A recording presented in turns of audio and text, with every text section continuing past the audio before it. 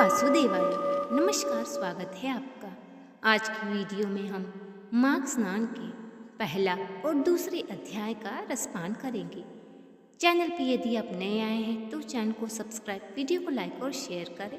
Comment box में भगवान विष्णु का जयकारा अवश्य लगाएं। कथा को पूरी श्रद्धापूर्वक सुने। सारे संसार के कर्ता श्री भगवान विष्णु, माता लक्ष्मी और देवी सरस्वती तथा श्री देव गुरु बृहस्पति जीव के चरण कमलों में नमस्कार करके मैं इस माघ मास महात्म्य का वर्णन करती हूँ। एक समय श्री सूत जी ने अपने गुरु व्यास जी से कहा, आदरणीय गुरुदेव, कृपा करके आप मुझे माघ मास का महात्म्य कहिए, क्योंकि मैं आपका शिष्य हूँ। व्यास जी कहने लगे कि रघुवंश के राजा दिलीप एक समय यज्ञ के स्नान के पश्चात सुंदर वस्त्र पहनकर शिकार की सामग्री से युक्त कवच और शोभायमान आभूषण पहने हुए अपने सिपाहियों से घिरे हुए जंगल में शिकार खेलने के लिए अपने नगर से बाहर निकले। उनके सिपाही जंगल में शिकार के लिए मृग, व्याघ, सिंह आदि जंतुओं की तलाश में इधर उधर फिरने लगे। उस वन में वन स्थली अत्यंत ही शोभा को प्राप्त हो रही थी। वन में कहीं वृक्षों पर मोर नाच रहे थे तो कहीं कहीं मृगों के झुंड फिरते थे। कहीं गीदड़ अपना भयंकर शब्द कह रहे तो कहीं गेंडों का समूह हाथियों के समान फिर रहा था। कहीं वृक्षों के कोठरी में बैठे हुए उल्लू अपना भयानक शब्द कर रहे हैं तो कहीं सिंहों के पद चिन्हों के साथ घायल मृगों के रक्त से भूमि लाल हो रही है। कहीं दूध से भरी थनों वाली सुंदर भैंसें फिर रही हैं। कहीं पर गंधिक पुष्प, हरी हरी लताएं वन की शोभा को बढ़ा रही थीं। कहीं बड़े बड़े पेड़ खड़े थे तो कहीं उन पर पेड़ों पर बड़े बड़े अजगर और उनकी कीचुड़ियाँ भी पड़ी हुई थी। उसी समय राजा के सिपाहियों की बाजे की आवाज़ सुनकर एक मृग वन में से निकलकर भागने लगा। बड़ी बड़ी चौकड़ियाँ भरता हुआ आगे बढ़ा। राजा ने उसके पीछे अपना घोड़ा दौड़ाया, परंतु मृग पूर्ण शक्ति से भागने लगा। मृग कांटेदार वृक्षों के एक जंगल में घुसा और राजा ने भी उसके पीछे वन में प्रवेश किया, परंतु दूर जाकर मृग राजा की दृष्टि से कहीं ओझल हो गया, कहीं निकल गया। राजा निर्जन वन में अपने सैनिकों सहित प्यास के मारे अति दुखी हो गए। दोपहर के समय अधिक मार्ग पर चलने से सैनिक थक गए और घोड़े रुक गए। कुछ थोड़ी देर बाद राजा ने एक बड़ा भारी सुंदर सरोवर देखा, जिसके किनारों पर घने वृक्ष थे। इसका जल सज्जनों के हृदय के समान पवित्र था। सरोवर का जल लहरों से बड़ा सुंदर लगता था। जल में अनेक प्रकार के जल जंतु, मछलियाँ आदि स्वच्छंदता से इधर उधर फिर रहे थे। दुष्टों के समान निर्दयी चित्त वाले मगरमच्छ भी थे। किसी किसी जगह लोभी के घर के समान सीमाल भी पड़ी हुई थी। जैसे विपत्तियों में पड़े हुए लोगों के दुखों को हरने वाले दानी पुरुष के समान यह सरोवर अपने जल से सबको सुखी करता था। जैसे मेघ चालक के दुख को हरता है, वैसे ही इस सरोवर को देखकर राजा की थकावट दूर हो गई। रात्रि को राजा ने वही विश्राम किया और सैनिक पहरा देने लगे। चारों तरफ से अंधेरा फैल गया। रात के अंतिम समय में शूकरों के एक झुंड आकर अंतिम समय में पानी पिया और कमल के झुंड के पास आया। तब शिकारियों ने सावधान होकर शूकरों पर आक्रमण किया और उनको मारकर पृथ्वी पर गिरा दिया। उस समय सब शिकारी कोलाहल करते हुए बड़ी प्रसन्नता के साथ राजा के पास गए और राजा को प्रभात हुआ देखकर उनके साथ ही अपनी नगरी की तरफ चल पड़ा। रास्ते में एक तपस्वी को देखा, जिसका शरीर तपस्या और नियम के कारण बिल्कुल ही सूख गया था, जो मृगछाला और बदकल पहने हुए थे।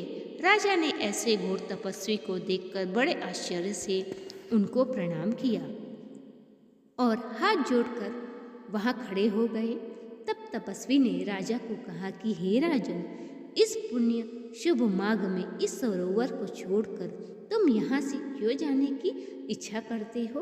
तब राजा कहने लगा कि महात्मन, मैं तो माघ मास में स्नान के फल को कुछ भी नहीं जानता हूँ। कृपा करके आप विस्तार पूर्वक मुझको बतलाइए। राजा के ऐसे वचन सुनकर तपस्वी कहने लगा कि हे राजन, भगवान सूर्य बहुत ही शीघ्र उदय होने वाले हैं, इसलिए यह समय हमारे लिए स्नान का है, कथा का नहीं। सो आप स्नान करके अपने घर को जाओ और अपने गुरु श्री वशिष्ठ जी से इस महात्म्य को सुनो।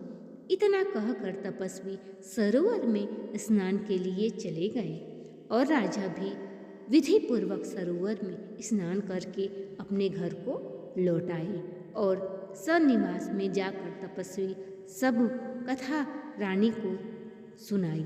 तब सूत जी कहने लगे कि महाराज, राजा ने अपने गुरु वशिष्ठ जी से क्या प्रश्न किया? उन्होंने कहा उत्तर दिया और सो कहिए।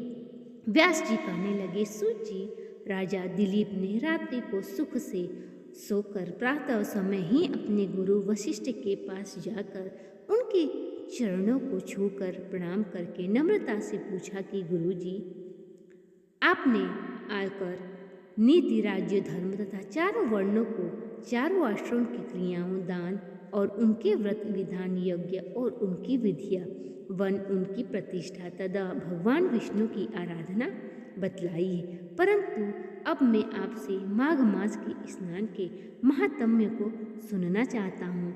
सो हे तपोधन, नियम पूर्वक इसकी विधि समझाइए। गुरु वशिष्ठ जी कहने लगे कि हे राजन, तुमने दोनों लोगों के कल्याणकारी, वनवासी तथा गृहिणियों के अंतःकरण को पवित्र करने वाले माघ मास के स्नान का बहुत ही सुंदर प्रश्न पूछा है। मकर राशि में सूर्य के आने पर माघ मास में स्नान का फल गौ, भूमि, तिल, वस्त्र, स्वर्ण, अन्न, घोड़ा आदि दानों तथा चंद्रयान और ब्रह्मा व्रत आदि से भी अधिक होता है। वैशाख तथा कार्तिक के जप, तप, दान और यज्ञ बहुत ही फल देने वाले हैं, परंतु माघ मास में इनका फल बहुत ही अधिक होता है। माघ मास में स्नान करने वाला पुरुष राजा और मुक्ति के मार्ग को जाने वाला होता है। दिव्य दृष्टि वाले महात्माओं ने कहा है कि जो मनुष्य माघ मास में सकाम या भगवान के निमित्त नियम पूर्वक माघ मास में स्नान करता है, वह अत्यंत ही फल वाला होता है। उसको शरीर की शुद्धि, प्रीति, ऐश्वर्य तथा चारों प्रकार के फलों की प्राप्ति होती है। अदिति ने 12 वर्ष तक मकर संक्रांति अन्न त्याग कर स्नान किया। इससे तीनों लोगों को उज्जवल करने वाले 12 पुत्र उत्पन्न हुए। माघ मास में करने से ही रोहिणी सुभगा दानशील हुई और इंद्राणी के समान रूपवती होकर प्रसिद्ध हुई। जो माघ मास में स्नान करते हैं तथा देवताओं के पूजन में तत्पर रहते हैं, उनको सुंदर स्थान, हाथी, घोड़े की सवारी तथा दान को द्रव्य प्राप्त होता है और अतिथियों पर उनका घर भरा रहता है। उनके घर में सदा ही वेद ध्वनि होती है। वह मनुष्य धन्य है जो माघ मास में स्नान करते हैं, दान देते हैं तथा व्रत और नियमों का पालन करते हैं और दूसरों के पुण्यों के क्षीण होने से मनुष्य स्वर्ग से वापस आता है। परंतु जो मनुष्य माघ मास में स्नान करता है वह कभी भी स्वर्ग से वापस नहीं आता है। इससे बढ़कर कोई भी नियम, तप, दान पवित्र और पाप नाशक नहीं है। मृगु जी ने मणि पर्वत पर विद्यार्थियों को यह सुनाया था। तब राजा ने कहा कि ब्राह्मण मृग ऋषि ने कब मणि पर्वत पर विद्यार्थियों को उपदेश दिया था, सो आप बतलाइए।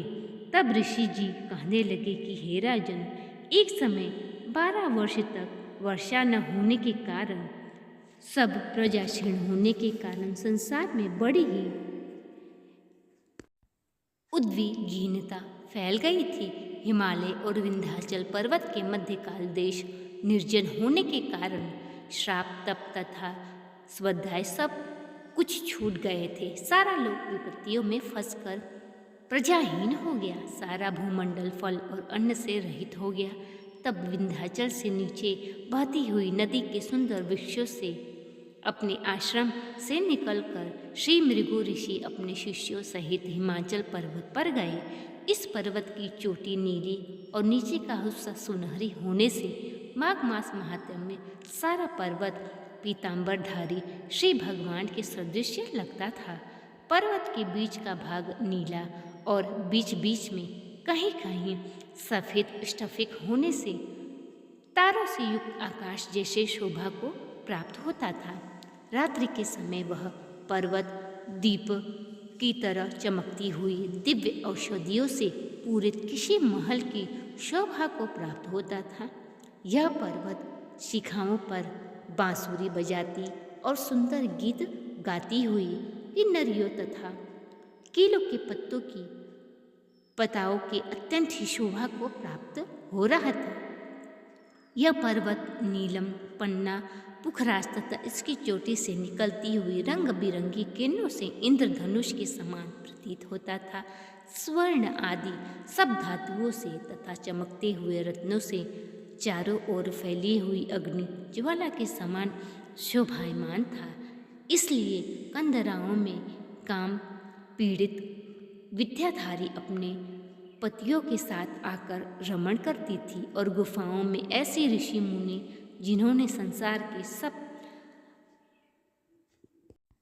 क्लेशों को जीत लिया था, रात दिन ब्रह्मा का ध्यान करते और कई एक हाथ में रुद्राक्ष की माला लिए हुए शिव की आराधना में लगे हुए। पर्वत के नीचे भागों में जंगली हाथी अपने बच्चों के साथ खेल रहे थे तथा कस्तूरी वाले रंग बिरंगे मृगों के झुंड इधर उधर भाग रहे थे।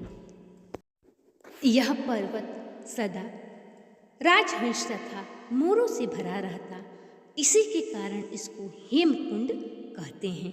तो ये थे आज का माघ मास महात्म्य का पहला और दूसरा अध्याय। वीडियो पसंद आया हो तो चैनल को सब्सक्राइब, वीडियो को लाइक और शेयर करें, बेल आइकन को ज़रूर प्रेस करें जिससे कि सभी वीडियो की नोटिफिकेशन आप तक पहुंचेगी। मिलते हैं अगले वीडियो में, तब तक के लिए नमस्कार।